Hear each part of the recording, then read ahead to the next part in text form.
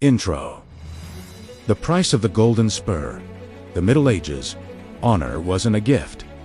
It was a debt paid in blood. To be born a peasant was a destiny of the soil, but to die a knight was a choice of the soul. This is not a fairy tale of shining armor and fair maidens. This is the anatomy of a brutal, lifelong ascent up the sharpest ladder of feudalism. From the moment you swear your oath of fealty, your life is no longer your own. You become a living weapon, the iron fist of God and King upon this broken earth. But before the glory of the battlefield, there is the grind of the shadow. Stand ready, because this is your life at every grueling level of the knighthood hierarchy. Rank 1. The Page. The shadow and the hollow are only 7 years old when your childhood ends. Sent away to the castle of a high-ranking lord, you are no longer a son. You are a page. Your world is no longer about play, but about service and silence. Your hands, still small, do not grasp swords yet. Instead, they polish the greaves and breastplates of men who look like giants. As you scrub the blood and rust from their gear, you learn the weight of the steel you hope to one day wear. You serve at the high table. Learning the intricate dance of courtly etiquette for a knight who cannot navigate a palace is as useless as one who cannot navigate a forest. You are educated in the 7 knightly virtues: riding, swimming, archery, fencing, hunting, chess, and verse. You are the invisible observer, watching how lords command and how they fail. If you break under the discipline of the cane or the weight of the chores now, the iron will never accept you. 3. Rank 2. The Squire, the shield of the master at 14. You are dubbed a Squire. The wooden practice swords are replaced with blunt steel, and the games become dangerous. You are assigned to a specific knight, and you become his shadow, his servant, and his lifesaver. When the war horns sound, you are the one who ensures your master is a fortress of steel. You learn the complex puzzle of the harness, strapping on the gambeson, the mail, and the plate until he is a god of war. On the battlefield, you ride just behind him. You don't seek glory yet. You seek to keep him alive. You carry his spare lances.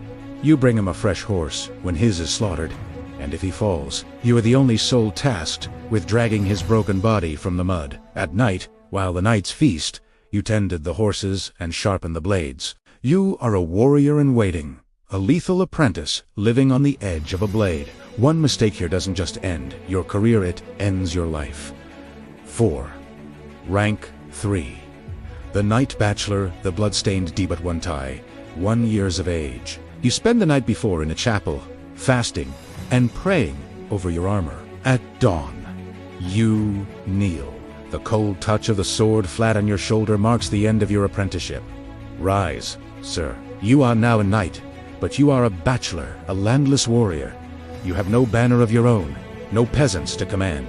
You are a professional killer for hire, fighting on your lord's coin. Your armor and your horse are your only true possessions. Tu Reiseger, you must be the first over the castle wall and the last to leave the breach. You seek out tournaments not for sport, but for ransom and reputation. You have no land to lose, but your name is everything. If you die here, you die as a hero. If you live as a legend in the making. V. Rank 4. The Knight Banneret, the Lord of the Field Day Decade of Scars, has brought you here. You have proven yourself not just as a fighter, but as a leader. The king himself cuts the tails off your pennon, turning it into a square banner. You are now a Knight Banneret. Under your command are dozens of knights and hundreds of infantry. You are no longer just a participant in war. You are an architect of it. You hold lands, you command castles, and you sit at the High Council. But the summit is a dangerous place. Your enemies are no longer just enemy soldiers, but the jealous peers at your own table. In this rank, betrayal and politics become deadlier than any morning star or longsword. V. Rank 5. The Grandmaster, the Sovereign of Stelia, have reached the pinnacle. As the Grandmaster of the Holy Order, be it the Templars, the Hospitallers, or the Teutonic Knights, you are a Shadow King. You answer only to God and the Pope.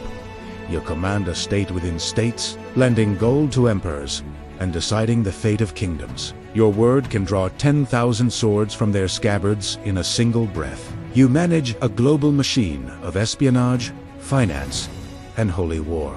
But at this height, the wind is coldest. You have climbed over thousands of corpses to sit upon this throne of iron, and you know, better than anyone, that every knight eventually returns to the mud from which he rose. 7 O Utieroin. This bloody climb toward heaven, where would you stop? Would you be the loyal squire who dies for his master, or the grandmaster who dies for a cause? Choose your rank in the comments below. Subscribe to Rank and Ruin and hit the bell. Next time, we dive into the lawless hierarchy of the high seas. The golden age of pirates. Stay sharp. Stay with honor.